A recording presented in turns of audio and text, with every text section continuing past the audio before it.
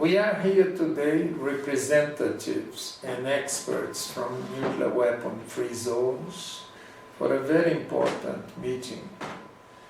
Since, as far as I know, this is the first opportunity we have to discuss the organization and outcome of the fourth conference, scheduled to take place on the 24th of April of 2020. We are very grateful to the government of Kazakhstan for its initiative in hosting this meeting. We also thank the United Nations Office for Disarmament Affairs for its support. The idea of these conferences was born in the Agency for the Prohibition of Nuclear Weapons in Latin America and the Caribbean, OPANAL, in the beginning of the past decade, leading to the first conference in 2005 in Mexico City.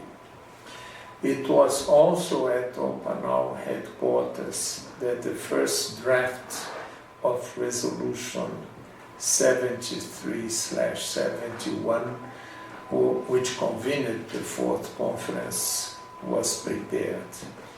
It was introduced at the UN General Assembly by our coordinator in New York. OPANAL is represented here by the President of its Council, Ambassador Aníbal Fernando Cabral Segalerba of Uruguay, and by a member of our staff. Unable to be present at this occasion, I am very pleased to address this seminar as OPANAL Secretary General. OPANAL is one of the 5 nuclear weapon-free zones, plus Mongolia, which form a very important constituency in international relations. We add to them all states that would like to benefit from and that support this Institute of International Law created in 1967 in Latin America and the Caribbean.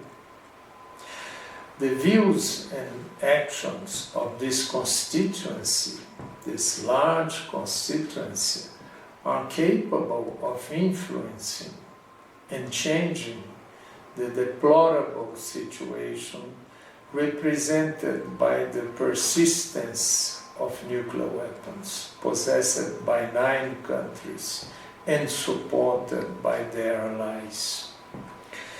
This influence has shown many occasions, and most recently by the adoption of the Treaty on the Prohibition of Nuclear Weapons in 2017. Resolution 73/71 was adopted 16 months prior to the fourth conference. That has not been the case of the third conference, which was convened barely 4 months before the opening of the conference. So there was not sufficient time then for preparation. Now, for the fourth conference, we have already lost 8 months without real preparations. Fortunately, we are here now in Nur-Sultan. The first 2 conferences adopted politically important final documents. Therefore, it is fundamental that on the eve of the NPT Review Conference, the members of nuclear weapons-free zones, the majority of the UN membership, reaffirm their position on the most important issues related to nuclear weapons. However, reading again the 2 final documents of the 2005 and 2010 conferences, which remain valid, we notice that they lack elements concerning communication among nuclear weapon-free zones.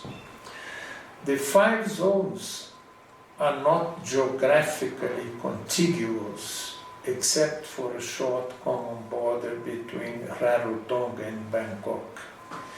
But it is not in our interest to go on ignoring each other. We are certainly squandering our potential political influence. That is why OPANAU is bringing to this seminar a set of practical proposals to enhance our coordination. Ambassador Aníbal Cabral will present our suggestions in his first intervention, so that they can be discussed and hopefully brought to the consultations in preparation for the conference. Let me conclude by stressing that this seminar, like next year's conference, have not been convened in order to celebrate the fact that we do not possess nuclear weapons. Rather, we intend to use our authority and experience to help nuclear weapons possessors and their allies to relinquish their illusory power. Thank you.